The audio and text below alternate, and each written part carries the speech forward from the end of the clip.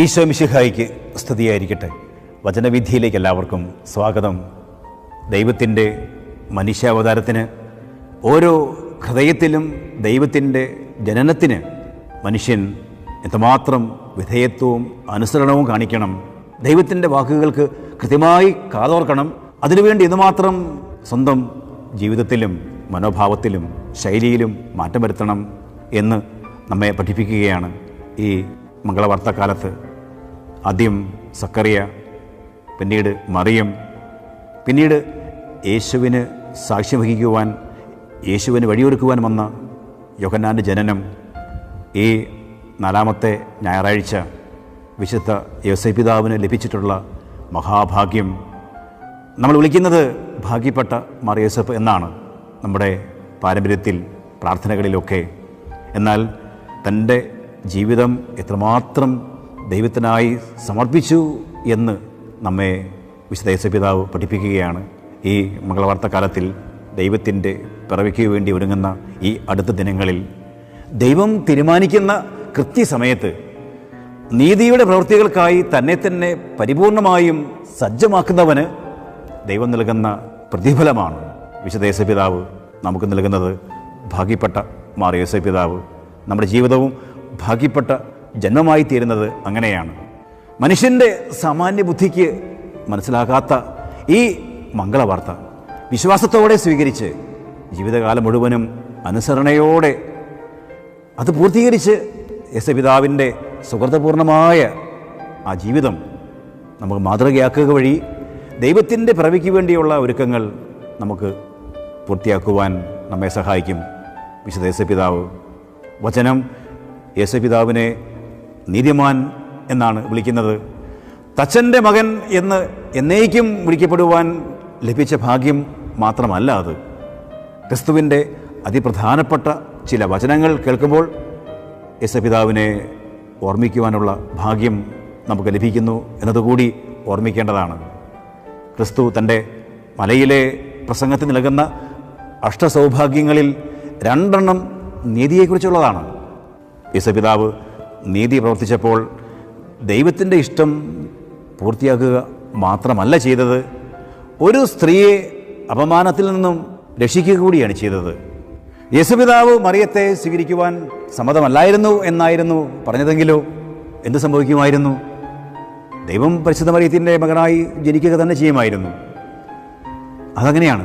ചിലപ്പോൾ നമുക്ക് സമ്മതമല്ലെങ്കിലും, നമ്മുടെ സഹകരണമില്ലെങ്കിലും, നമ്മൾ അനുസരിച്ചില്ലെങ്കിലും ദൈവത്തിൻ്റെ പദ്ധതി നടപ്പിലാക്കുക തന്നെ ചെയ്യും.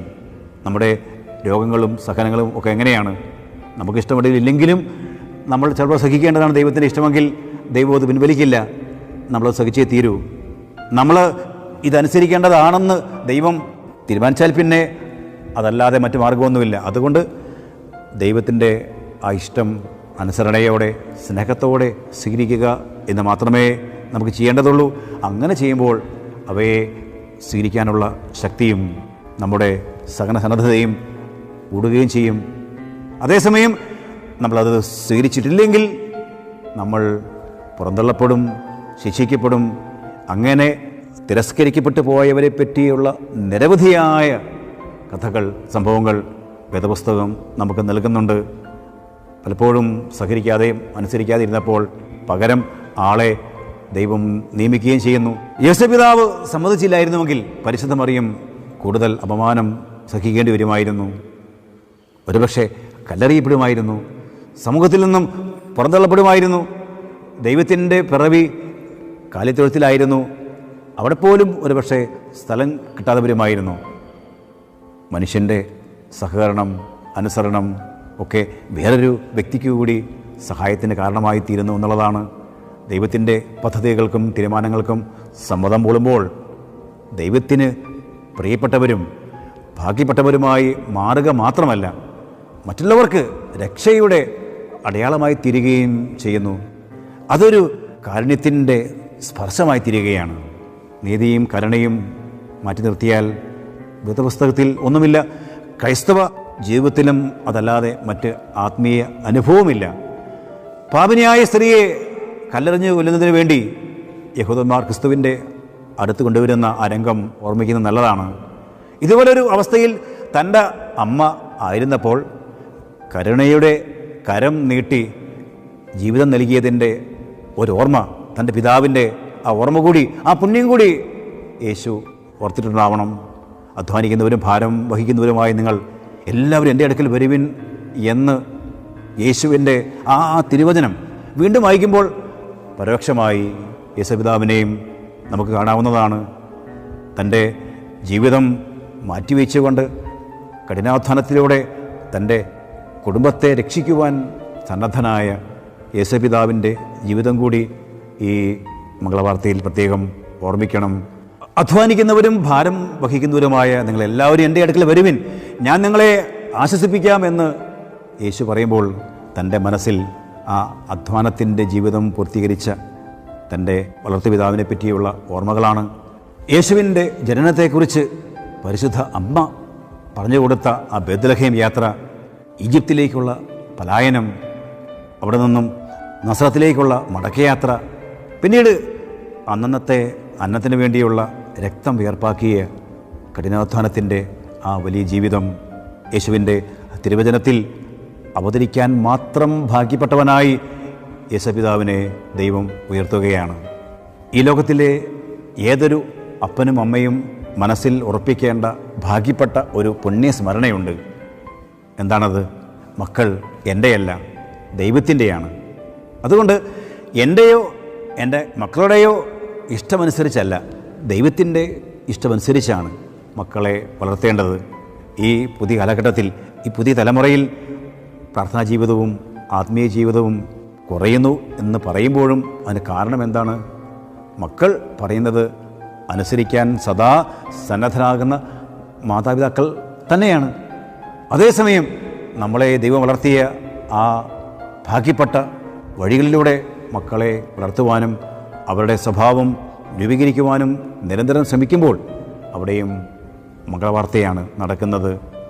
യേശുപിതാവ് പൂർണ്ണമായും തൻ്റെ ജീവിതത്തിൽ അത് പൂർത്തീകരിച്ചു. 12-ാം വയസ്സിൽ ബാലനായ യേശുവിനെ കാണാതായി 3-ാം ദിവസം കണ്ടെത്തുമ്പോൾ മറിയത്തിൻ്റെ ആ സങ്കടത്തിൻ്റെ വാക്കുകൾക്ക് യേശു കൊടുക്കുന്ന മറുപടി അവർക്ക് പൂർണ്ണമായും മനസ്സിലാകുന്നില്ല. എങ്കിലും ദൈവത്തിൻ്റെ മകനായി യേശുവിനെ വളർത്തിക്കൊണ്ട് വന്നതിൽ ഭാഗ്യപ്പെട്ടവരാണ് താങ്കൾ എന്ന് അവർക്ക് മനസ്സിലായി.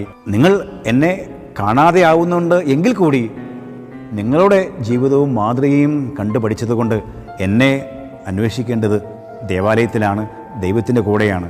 ഈ പുതിയ കാലഘട്ടത്തിൽ നമ്മുടെ മക്കൾ നമ്മുടെ കൂടെ ഇല്ലാത്ത ഘട്ടങ്ങളിൽ നമുക്ക് ഉറപ്പിക്കാൻ കഴിയും, ദൈവത്തിൻ്റെ കൂടെയാണ്. ലോകത്തെവിടെയായാലും, പഠനത്തിനായാലും ജോലിക്കായാലും ഏത് അവസ്ഥയിലായാലും അങ്ങനെയൊരു അനുഭവത്തിലേക്ക് ആണ് മക്കളെ നയിച്ചതെങ്കിൽ അവർ ഉറപ്പായിട്ടും ദൈവത്തിൻ്റെ കൂടെയാണ്. ഈ അപ്പനും അമ്മയും ഭാഗ്യപ്പെട്ടവരായിത്തീരും എന്ന് തന്നെയാണ് ഈ ക്രിസ്മസ് കാലഘട്ടത്തിൽ നമ്മുടെ ഉള്ളിൽ വന്ന് ജനിക്കുന്ന ഈശോയുടെ കാവൽക്കാരനായി, നമ്മുടെ ഉള്ളിലെ ദൈവത്തിൻ്റെ പിറവിക്ക് വേണ്ടിയുള്ള മധ്യസ്ഥനായി, നീതിമാനായി, സംരക്ഷകനായി വിശുദ്ധ യേശുപിതാവിനെ നമുക്ക് സ്വീകരിക്കാം. എനിക്ക് മനസ്സിലായാലും ഇല്ലെങ്കിലും, എനിക്ക് സ്വീകാര്യമായാലും ഇല്ലെങ്കിലും ദൈവത്തിൻ്റെ പദ്ധതിയോട് പരിപൂർണമായി സഹകരിക്കുവാൻ യേശുപിതാവ് നമ്മെ സഹായിക്കട്ടെ. ദൈവതിരുമനസ്സ് ഹൃദയപൂർവ്വം സ്വീകരിക്കുവാനും വിശ്വസ്തയോടെ പൂർത്തീകരിക്കുവാനും യേശുപിതാവ് നമ്മെ ശക്തരാക്കട്ടെ. ദൈവസ്വരം തിരിച്ചറിയാനും ധൈര്യപൂർവ്വം സ്വന്തം സ്വപ്നവുമായി അതിനെ ചേർത്ത് വച്ച് ശാന്തമായി ദൈവത്തിൻ്റെ കൂടെ ആയിരിക്കുവാനും യേശുപിതാവ് നമുക്ക് വേണ്ടി പ്രാർത്ഥിക്കട്ടെ. ദൈവം നമ്മെ ഏൽപ്പിച്ചവരുടെ രക്ഷയെ പ്രതി, അവരുടെ സമാധാനത്തെ പ്രതി അവസാനം വരെ കഠിനാധ്വാനം ചെയ്ത് ഏൽപ്പിക്കപ്പെട്ട കടമകളുടെ പൂർത്തീകരണത്തിന് ശേഷം വിശുദ്ധ യേശുപിതാവിനെ പോലെ നിശബ്ദമായി കടന്നു പോകുവാൻ കഴിയുന്ന ഒരു ഭാഗ്യപ്പെട്ട ജീവിതം നയിക്കുവാൻ നമ്മെല്ലാവരെയും യേശുപിതാവ് സഹായിക്കട്ടെ.